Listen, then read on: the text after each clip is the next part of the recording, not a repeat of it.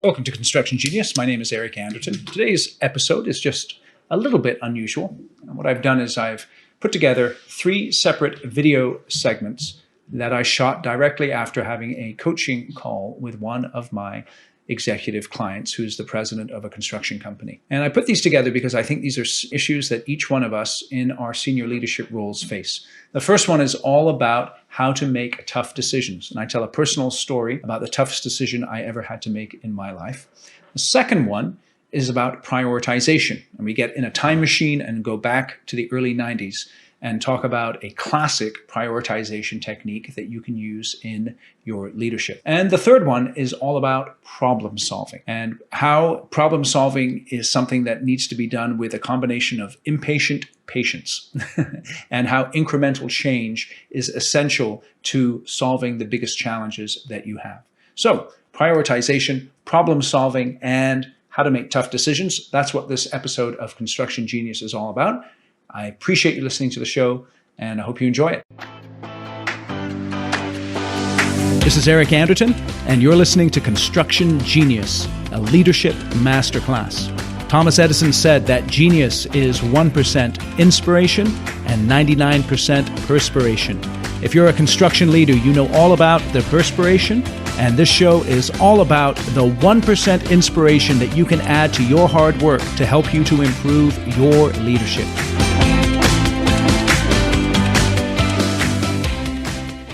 Let's get in our time machine and go all the way back to the early 1990s. Do you remember the Franklin Planner? Yes, you do. I know you do. The Franklin Planner. It was a planning tool that was very popular back in the 1990s where people would put in their list of things that they're doing and their calendars and all this kind of stuff, and everyone would be toting around a Franklin Planner. Okay, now, what was one of the core lessons that you learned from the Franklin Planner that you may have forgotten?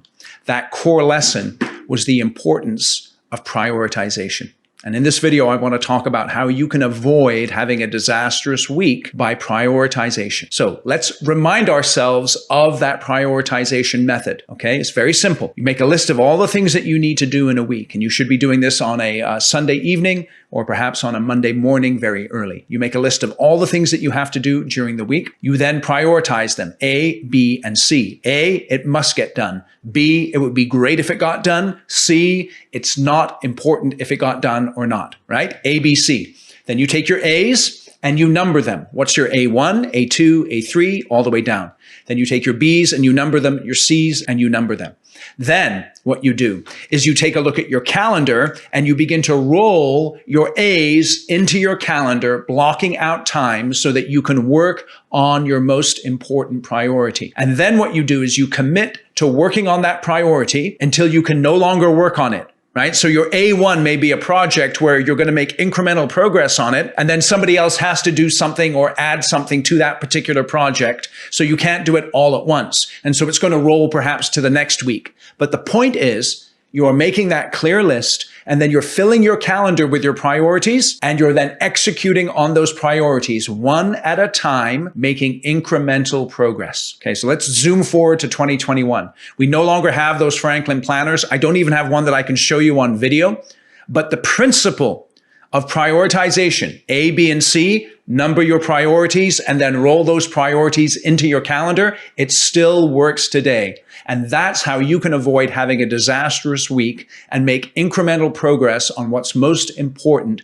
every single week and every single day. Let's talk about how solving business problems is a lot like losing weight. The problem that most business owners have with their problems is that they get overwhelmed by them and they don't see a path towards making incremental progress to dealing with the problems. And it's kind of like that when people need to lose weight. Let's say you need to lose 50 pounds.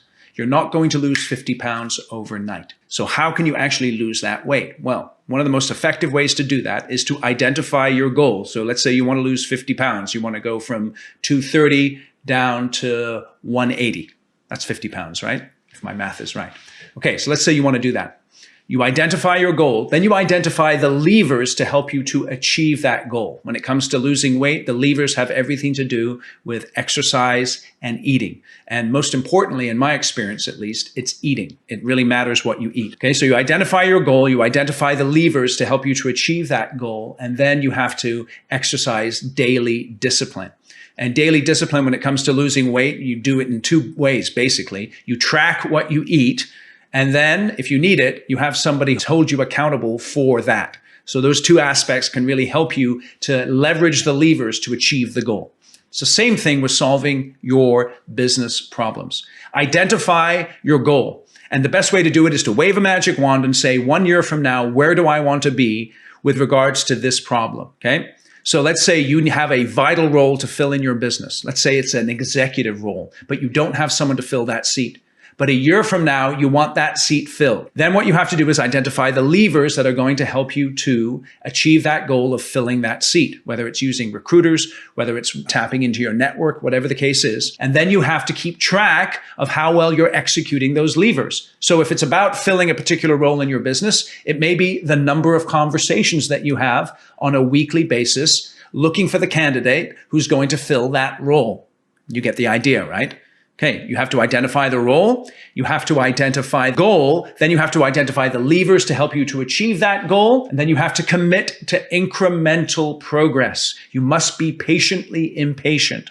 You're not going to achieve it overnight, but make sure that you are making that progress. And if you need accountability for that, make sure that you're getting that accountability. And by the way, that's one thing that I do with my clients all day long.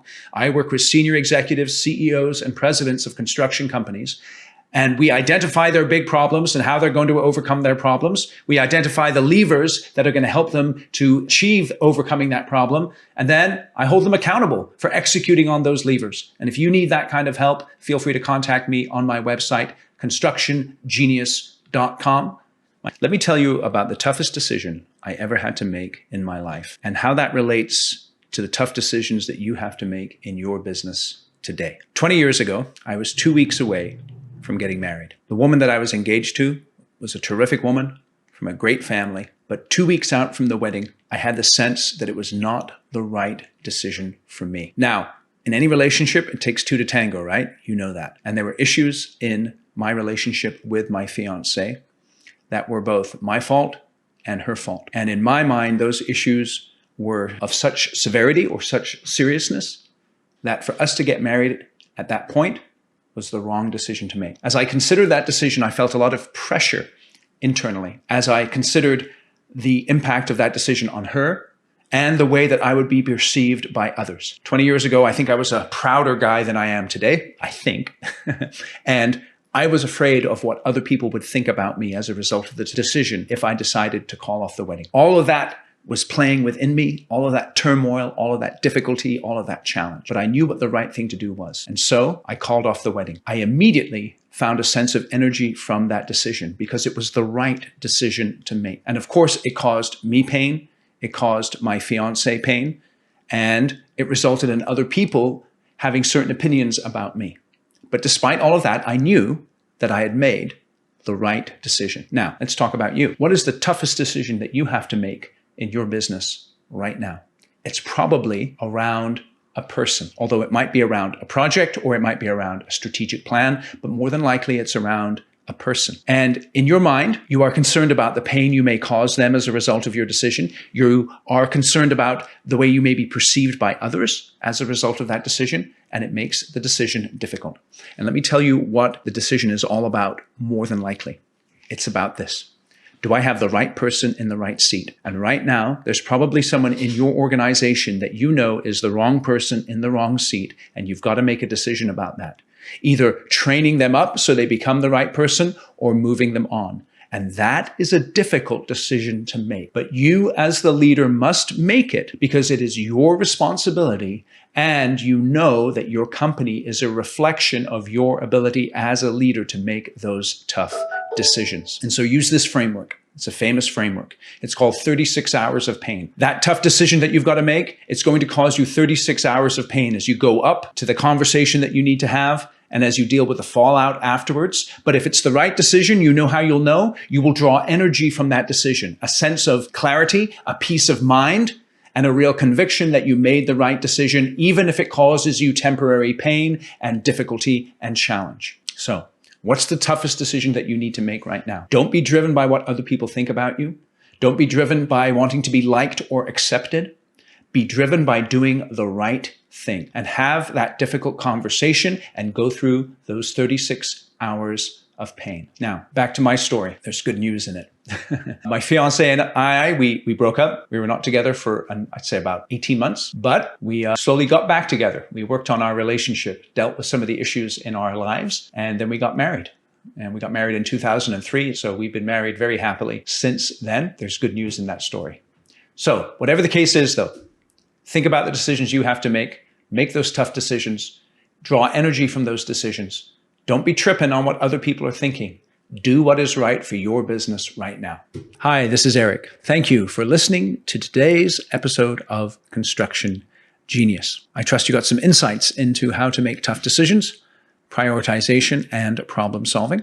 As I mentioned in the introduction, the inspiration for today's episode was taken from a specific conversation that I had with a construction company president, one of my executive coaching clients. Many of my clients really benefit from having that executive coach because it gives them an outside sounding board, someone who is separate from the hurly-burly of the stuff they're going through on a daily basis, and someone who can give them insights into specific actions they can take to be a more effective leader.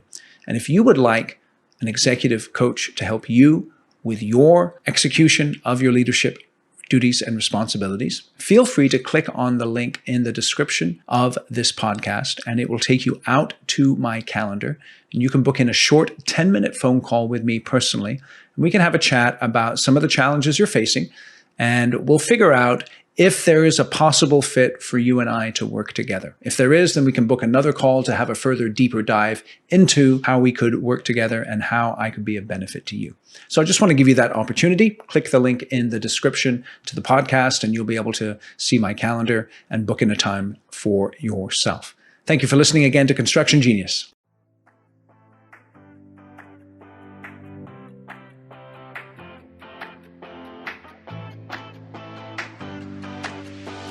Thank you for listening to this episode of Construction Genius. Hope you found that 1% of inspiration to help you in the next few days. If you like the show, please give us a 5-star review on iTunes, share it with other construction leaders who you think would benefit, and thanks again for listening.